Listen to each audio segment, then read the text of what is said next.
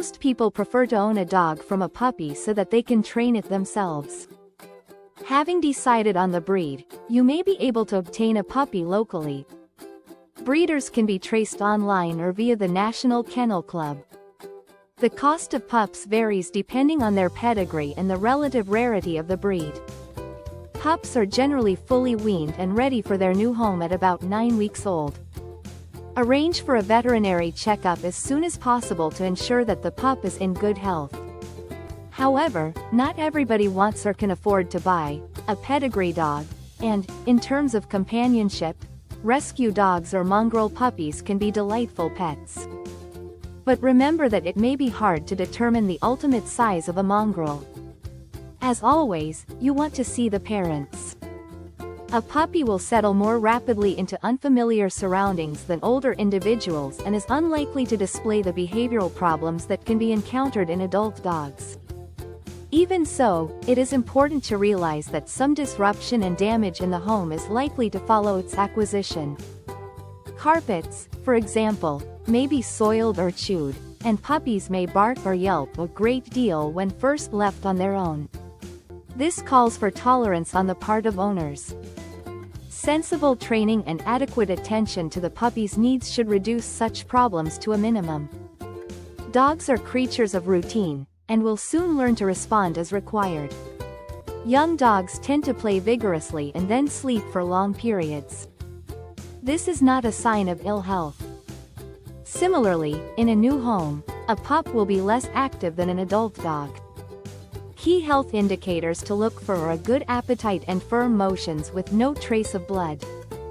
The skin is normally loose, but watch for a pot-bellied appearance, which could indicate worms. Deworming is a vital process for the pup's continued good health. Your vet will be able to advise you on essential vaccinations. The coat of a pup may be less profuse than its mother's, as in the example of the Old English sheepdog.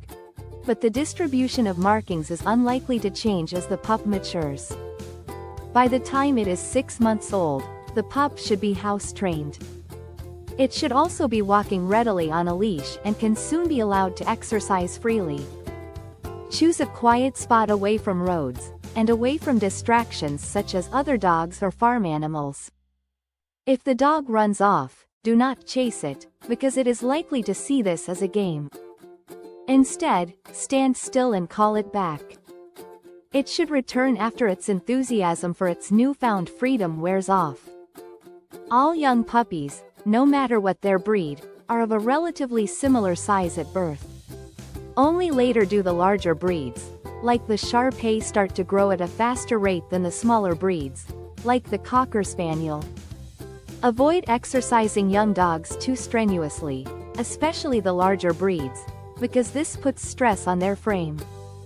It is better just to give them daily walks, with the opportunity to run free if they wish. Changes become apparent as pups grow older.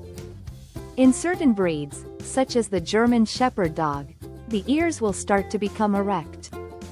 In a few cases, this does not happen, but generally, the ears should have started to lift by the time the puppy is approaching 6 months old. In breeds in which pups are noticeably paler at birth than the adult dogs, as in the case of the Australian cattle dog, coat coloration is also likely to have darkened by 6 months.